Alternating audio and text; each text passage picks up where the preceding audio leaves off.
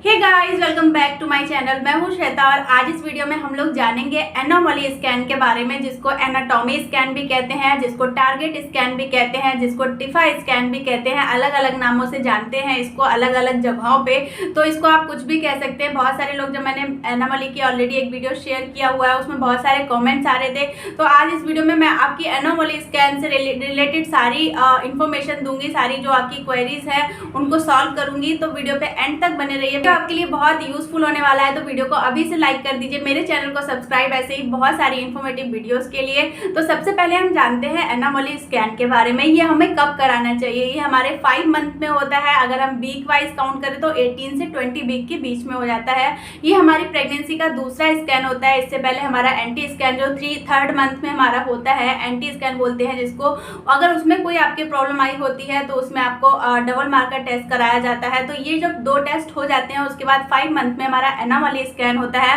Anomaly scan में doctor सारे कुछ बेबी के बारे में सब कुछ जानना चाहते हैं। मतलब बेबी 5 मंथ में पूरी तरीके से डेवलप हो चुका होता है, बेबी के सारे अंग बन चुके होते हैं। तो एनोमली स्कैन में बेबी के बारे में डिटेल स्टडी होती है। जब डॉक्टर एनोमली स्कैन कर रहे होते हैं तो वो जानने की कोशिश करते हैं कि बेबी में कोई क्रोमोसोमल दिक्कत तो नहीं है, उसकी कोई स्ट्रक्चर में कोई प्रॉब्लम तो नहीं है। बहुत सारे बच्चे होते हैं उनके ओट कट जाता है या इस तरीके की कोई बच्चे में प्रॉब्लम तो नहीं आ रही है। तो यही सारी चीजें डॉक्टर देखते हैं। और इसके साथ ही साथ देखते हैं कि अगर बेबी में कोई प्रॉब्लम है तो क्या बेबी इसके साथ सर्वाइव कर पाएगा या नहीं कर पाएगा। अगर बेबी में कोई प्रॉब्लम है तो वो गर्भ में ही सही हो जाएगी दवाई करने से, या फिर गर्भ के जब बेबी बॉर्न हो जाएगा उसके बाद उसको डॉक्टर के ऑब्जर्वेशन में रखा जाएगा, तब उसको सही किया जाएगा, तब उसका इलाज किया जाएगा। तो यहाँ पे आपको घबराने की बहुत ज़्यादा ज़रूरत नहीं है। अगर बेबी में कोई भी दिक्कत या कोई डिफेक्ट आया है तो डॉक्टर उसको या तो गर्भ में ही दवाई दे के सही कर देते हैं, और नहीं तो बेबी का जब जन्म हो जाता है तब उसको ठीक करने की प्रोसेस स्टार्ट हो जाती है। 5 मंथ में क्या होता है कि बेबी के अंग अभी बने ही होते हैं, लेकिन अभी उनका डेवलपमेंट जो है वो अभी चलेगा। 9 मंथ तक वो जो उसके अंग बने हैं वो ग्रोथ करेंगे।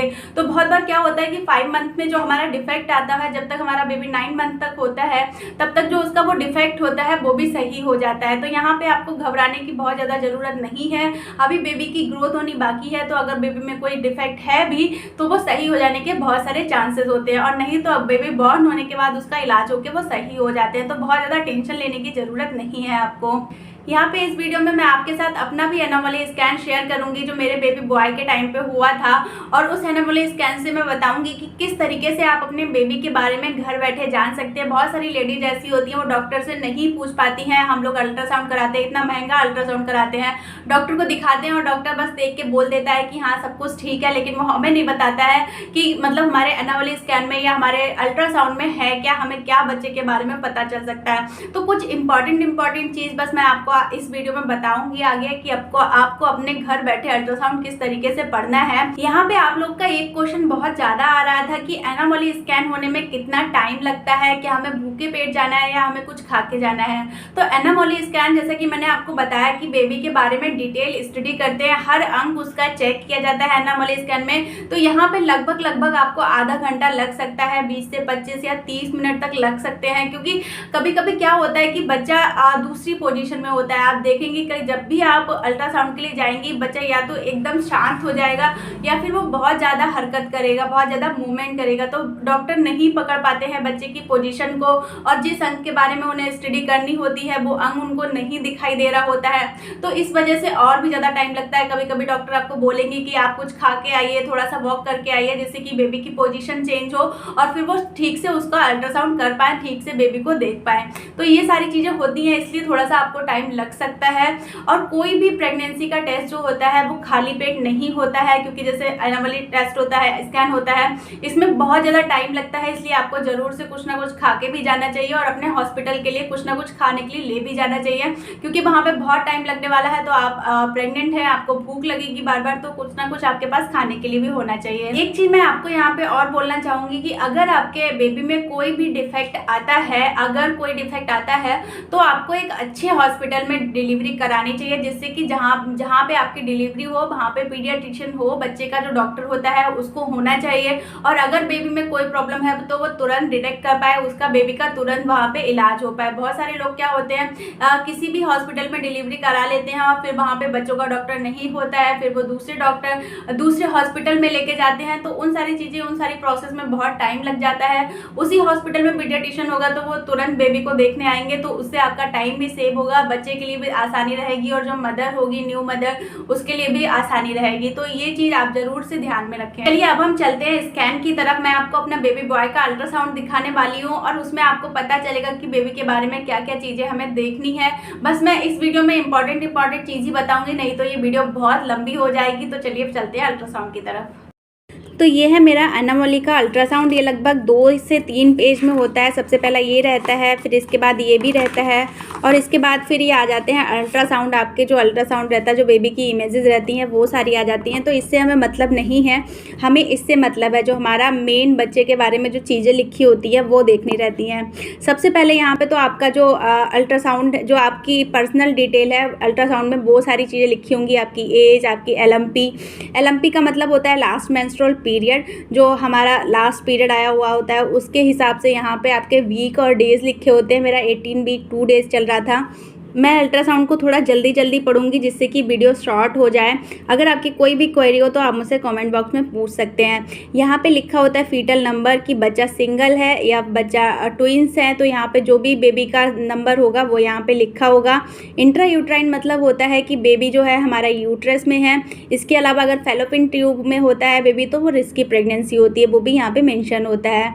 इसके अलावा प्रेजेंटेशन होती है कि बच्चे ने क्या प्रेजेंटेशन, मतलब बच्चा किस तरीके से पेट में है, वो लिखा होता है। यहाँ पे मेरा बेबी जो था वो वेरिएबल था, मतलब लगातार मूवमेंट कर रहा था तो उसकी पोजीशन पता नहीं चल रही थी, इसलिए वेरिएबल लिखा था। लाई मतलब किस तरीके से बच्चे ने लाई कर रखा है। लॉन्गिट्यूडल मतलब बच्चा सीधा सीधा है। इसके अलावा कार्डियक एक्टिविटी मतलब हार्ट के बारे में लिखा है। फिजिकल एक्टिविटी मतलब बच्चा फिजिकल एक्टिविटी कैसे कर रहा है वो लिखा हुआ है। प्लेसेंटा मतलब प्लेसेंटा किस पोजीशन में है, आपका एंटीरियर है, पोस्टीरियर है, किस तरीके का प्लेसेंटा है। तो यहाँ पे प्लेसेंटा एंटीरियर भी हो सकता है, पोस्टीरियर भी हो सकता है, फंडल हो सकता है, लो लाइंग हो सकता है। जो भी प्लेसेंटा आपका होगा वो यहाँ पे लिखा होगा। अगर एंटीरियर और पोस्टीरियर है तो नॉर्मल है, फंडल है तो भी नॉर्मल है, लेकिन अगर लो लाइंग प्लेसेंटा होता है तो वहाँ पे आपको सी सेक्शन के लिए बोला जाता है। इसके अलावा लिखा होता है यहाँ पे FHR मतलब फीटल हार्ट रेट, बच्चे की हार्ट रेट कितना है वो यहाँ पे लिखी होती है। इसी से लोग पता लगाते हैं कि बच्चा आपका बेबी गर्ल है या बेबी बॉय है। FHR अगर आपकी 140 से ज़्यादा है तो ऐसा बोलते हैं कि बेबी गर्ल होगी, 140 से कम है तो ऐसा बोलते हैं कि बेबी बॉय होगा। यहाँ पे जो प्लेसेंटा होता है वो अगर ऐसा बोलते हैं पोस्टीरियर है तो बेबी बॉय होगा, एंटीरियर है तो बेबी गर्ल होगी। मेरा ये जो अल्ट्रासाउंड है वो बेबी बॉय का है और मेरे बारे में दोनों ही चीज़ें गलत थी। मेरी FHR भी हमेशा 150 से ऊपर ही रही थी और प्लेसेंटा भी मेरा एंटीरियर ही रहा। लिकर एनिमनी जो हमारे पानी होता है बच्चे के चारों तरफ, उसका लिखा होता है कि एडिक्वेट मतलब ठीक है। इंटरनल OS क्लोज्ड ही होना चाहिए, ओपन में इसमें मिसकैरेज के चांसेस रहते हैं। सर्विकल लेंथ नापी जाती है, 4 सेंटीमीटर है तो ओके है यहाँ पे। इसके अलावा बेबी के बारे में ये सारी चीज़ें दी होती हैं। BPD का मतलब होता है बाईपेरिटियल डायमीटर, यानी कि जो भी बच्चे का फेस है उसको पूरा नापा जाता है और देखा जाता है कि बच्चे का फेस सही से डेवलप हो रहा है या नहीं हो रहा है। HC मतलब होता है हेड सर्कमटेंस, इसमें बच्चे की जो सर की गोलाई होती है वो नापी जाती है। AC मतलब होता है एब्डोमिनल, जो बच्चे के पेट की गोलाई होती है वो नापी जाती है। FL होता है फीमर लेंथ, जो पैर की हड्डी होती है, लंबाई में जो फीमर लेंथ होती है हमारी शरीर की सबसे लंबी हड्डी, उसको नापा जाता है कि वो ठीक है या नहीं ठीक है। इसके बाद बेबी का वेट, जो अल्ट्रासाउंड के अकॉर्डिंग वेट है वो नापा जाता है यहाँ पे कि बेबी का वेट कितना है। बेबी के वेट से ही लोग पता लगाते हैं कि बेबी की ग्रोथ सही से हो रही है या नहीं हो रही है। इसके बाद आ जाता है CUA मतलब कंपोजिट अल्ट्रासाउंड एज, कितना आपका वीक चल रहा है। यहाँ पे होती है LMP के अकॉर्डिंग और यहाँ पे होता है आपका जो अल्ट्रासाउंड है उसके अकॉर्डिंग आपका कितना वीक चल रहा है। यहाँ पे 19 वीक 3 डेज था और मेरा LMP के अकॉर्डिंग 18 वीक 2 डेज था। तो जो ज़्यादातर डॉक्टर जो लेते हैं वो यही वाला लेते हैं, वो यही सही मानते हैं। इसी के अकॉर्डिंग EDD दी जाती है, मतलब एस्टिमेट डिलीवरी डेट दी जाती है कि आपकी डिलीवरी किस डेट पे हो सकती है। तो ये सारी चीज़ें हमारे बेबी के बारे में हमें पता चलती हैं और इसी से डॉक्टर बताता है कि बेबी नॉर्मल है या बेबी में कोई प्रॉब्लम है। इन सारी चीज़ों के अलावा फिर देखते हैं हेड, स्कल बोन, ब्रेन, और ये सारी चीज़ें ब्रेन के बारे में, हेड के बारे में होती हैं। इसके अलावा स्पाइन के बारे में देखते हैं, हार्ट के बारे में देखते हैं कि हार्ट में सारे चेम्बर्स हैं नहीं है, 4 चेम्बर्स होते हैं। इसके अलावा जो सबसे इम्पॉर्टेंट चीज़ होती है, आज जो मोटे मोटे अक्षरों में लिख देते हैं डॉक्टर, इस चीज़ को आपको देखना होता है कि यहीं पे लिखा होता है कि अगर अल्ट्रासाउंड में कोई भी प्रॉब्लम है तो आपको यहीं से देख के पता चलेगी। मेरा लिखा हुआ था tiny echogenic focus in left vertical cardiac, तो ये इसका मतलब होता है कि बच्चे के हार्ट में थोड़ा सा वाइट स्पॉट दिखता है, जो थोड़ा सा कैल्शियम जमा हो जाता है बच्चे के हार्ट में, उसके बारे में लिखा हुआ है। तो जब मेरा अल्ट्रासाउंड हुआ था मैं बहुत डर गई थी इसको देख के, लेकिन जब मैंने इसके बारे में पढ़ा, डॉक्टर से बात की, तब डॉक्टर ने कहा कि जैसे जैसे आपकी प्रेगनेंसी बढ़ेगी वो सही हो जाएगा। इसके अलावा आता है हमारा सेकेंड पेज। इसमें भी सारे बच्चे के बारे में, जैसे कि मैंने बताया है कि बच्चे की सारी चीज़ों के बारे में डिटेल स्टडी होती है। Abdomen, kidney, urinary bladder, abdominal bowel, सारी चीज़ें देखी जाती हैं बच्चे के बारे में, और आपको ये देख के पता चलेगा कि हाँ बेबी ठीक है या नहीं है। इसके अलावा यहाँ पे वही लिखा हुआ है, सिंगल लाइव इंट्रायूटेराइन प्रेगनेंसी है, इतने वीक की है, इकोजेनिक फोकस है। तो यही सारी चीज़ें हमें देख के पता करनी होती है।